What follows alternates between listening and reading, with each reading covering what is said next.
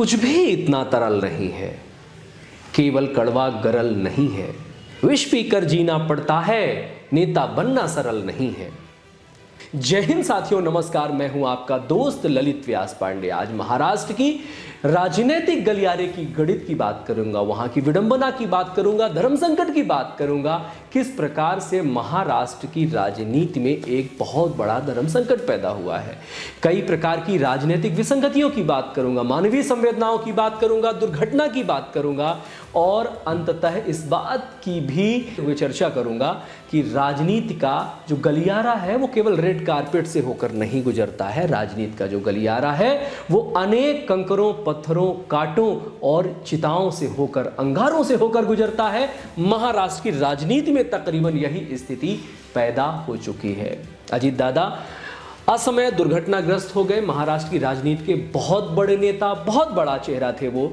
NCP जब दो गुटों में बटी तो एक गुट के नेता अजीत पवार भी थे और तमाम पार्टियों में महाराष्ट्र की पूरी राजनीति में अजीत पवार की जो पैठ थी वो अपने आप में बहुत मायने रखती थी। अभी हालात ये हैं कि अजीत पवार और शरद पवार की पार्टियों के बीच में विलय की जो खबरें थी, उन विलय की खबरों ने बहुत प्रकार की गहमा गहमी पैदा कर रखी थी। कई प्रकार की कानाफूसी चालू हो गई थी, जिस दिन से अजीत दादा प्लेन दुर्घटना में मारे गए थे कि अब पार्टी विखंडित होगी, विलोपित होगी, विलय होगी, शरद पवार जी के साथ विलय होगी या भारतीय जनता पार्टी के साथ विलय होगी। आखिर किस प्रकार से इस राजनीतिक विडंबना, राजनीतिक धर्म संकट का समाधान निकाला जाएगा। साथियों, एक और अजीत दादा की चिता की आग ठंडी भी नहीं हुई थी तो दूसरी ओर समीकरण ऐसे बने कि उनकी पत्नी सफेद वस्त्रों में अपने दुख के पहाड़ को छुपाए हुए, अपने आंसुओं को आगोश में लिए हुए, अश्रुपान करते हुए उनको वहाँ का जो खाली रिक्त पद था, जो अजीत दादा का की पोस्ट थी, महाराष्ट्र महायुवती गठबंधन सरकार में डिप्टी सीएम की शपथ लेनी पड़ी। और ये इसलिए भी लेनी पड़ी कि कई प्रकार की विडंबनाओं पर विराम लगाना था, कानाफूसियों पर विराम लगाना था, अटकलों पर विराम लगाना था। राजनीति की यही मांग होती है कि आपकी व्यक्तिगत संवेदनाएं आपकी निजी होती हैं, आपके दुखों का पहाड़ आपका निजी होता है, लेकिन राजनीति की मांग, राजनीति की बिसात अलग होती है, राजनीति का खेल अलग होता है। आपके ऊपर किसी भी प्रकार का दुख का पहाड़ हो, आपको स्वयं झेलना होगा, लेकिन राजनीति के जो बाहर के षड्यंत्र होते हैं, दुश्मन अवसर का लाभ उठाने के लिए हर समय खड़े होते हैं। हर जगह घर में ही दुश्मन होते हैं। उन तमाम आशंकाओं को पूरी तरह से समाप्त करते हुए उनकी पत्नी सुनेत्रा जी ने आखिरकार डिप्टी सीएम पद की शपथ ले ली है। राजनीतिक गलियारों में विभिन्न प्रकार के कलंकों को साइड करते हुए, दरकिनार करते हुए आखिर उन्होंने सफेद वस्त्रों में अस्थियां विसर्जित होने से पहले ही ये कदम उठा लिया है। उन पर कलंक लगेंगे, छींटे पड़ेंगे, इस बात की परवाह किए बिना, क्योंकि राजनीति सुरक्षा चाहती है, राजनीति पूर्णता चाहती है, राजनीति जो रिक्तता है उसकी पूर्णता चाहती है। तो ये वह वक्त था कि जब विभिन्न प्रकार की अटकलें पूरी तरह से समाप्त होती हैं और ख़ास तौर पर जो पारिवारिक पार्टियां होती हैं उनके साथ यह बहुत बड़ी विडंबना होती है कि उन पारिवारिक पार्टियों की बागडोर आगे आखिर किनके हाथों में जाएगी, किस आधार पर वो पारिवारिक पार्टियां आगे हस्तांतरित होंगी। हालांकि फिलहाल डैमेज कंट्रोल कर लिया गया है।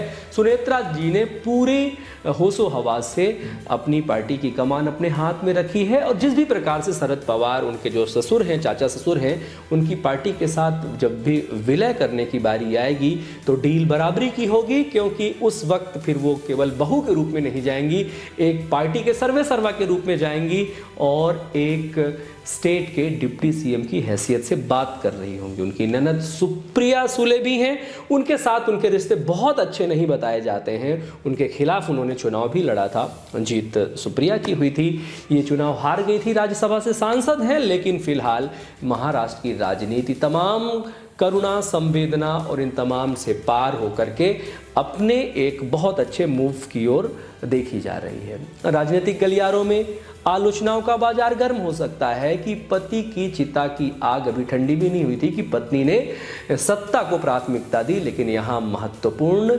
सत्ता नहीं है। यहाँ आपका दृष्टिकोण सकारात्मक होना चाहिए। यहाँ नेतृत्व क्षमता की बात होती है, यहाँ लीडरशिप की बात होती है, यहाँ जिम्मेदारी और कर्तव्यों की बात होती है। गीता में भी लिखा है, अपने कर्तव्यों का निर्वहन आपको तमाम शोक संवेदनाओं को दरकिनार करके करना आवश्यक होता है। आप याद करिए कि एक और कौरवों और पांडवों के परिजनों की चिताएं जल रही थी, दूसरी ओर अगले दिन के युद्ध की तैयारी हो रही थी। अभिमन्यु मारे जा चुके थे और उनकी शोक में सभी लोग पूरी तरह से डूबे हुए थे, लेकिन उनकी शोक में डूबे होने के बावजूद भी भगवान श्री कृष्ण कहते हैं कि ये युद्ध का समय है। इस समय शोक संवेदनाएं आपका वह निजी विषय है। आपके पीछे जो हजारों लाखों जो सैनिक लड़ रहे हैं, उनको आपके नेतृत्व की आवश्यकता है। बात सिर्फ इतनी सी है। बाद में आलोचनाओं समालोचनाओं का समय होगा, बाद में घेराघेरी का समय होगा, लेकिन अभी नीति, कूटनीति, रणनीति और कुल मिलाकर के उस परिवार के साथ संवेदनाओं का समय है।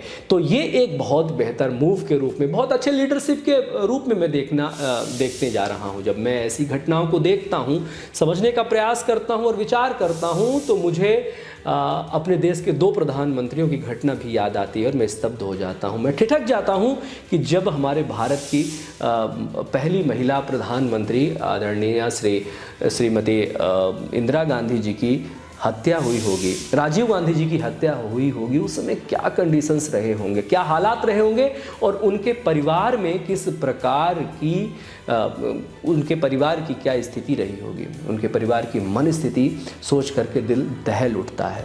हम राजनीतिक नीतियों और उनके क्रियान्वयन पर बहुत बात कर सकते हैं, विरोध कर सकते हैं, लेकिन जब हम इस प्रकार की चीज़ें देखते हैं, इस प्रकार की घटनाओं को अपनी आंखों के सामने देखते हैं, तो सच में अनायास ही मुझसे निकल जाता है कि हम राजनेताओं को कितना भी क्रिटिसाइज़ कर लें, कितना भी उनकी आलोचना कर लें, लेकिन नेता बनना सरल नहीं है। केवल कड़वा गरल नहीं है, नेता बनना सरल नहीं है। ये तो विष पीने से भी खतरनाक रास्ता है, यह अंगारों से होकर गुजरने वाला रास्ता है। और मेरी पूरी संवेदनाएं अजीत दादा उनके परिवार के साथ है कि हर हाल में आप पार्टी को समेट करके चलें, क्योंकि वो आपका व्यवसाय है। क्योंकि हर एक व्यक्ति का अपना व्यवसाय होता है और व्यवसाय बिखरना नहीं चाहिए, और व्यवसाय कब नहीं बिखरता, जब आपकी लीडरशिप उच्च होती है। उसके बाद भारतीय राजनीति की बात, परिवारवाद की बात बाद में की जा सकती है। फिलहाल यह एक अच्छा मूव कहा जाएगा। संवेदनाएं और करुणा आपके साथ है। बहुत बहुत धन्यवाद करते हैं। जय हिंद, जय भारत, वंदे मातरम। ख्याल रखिए अपना।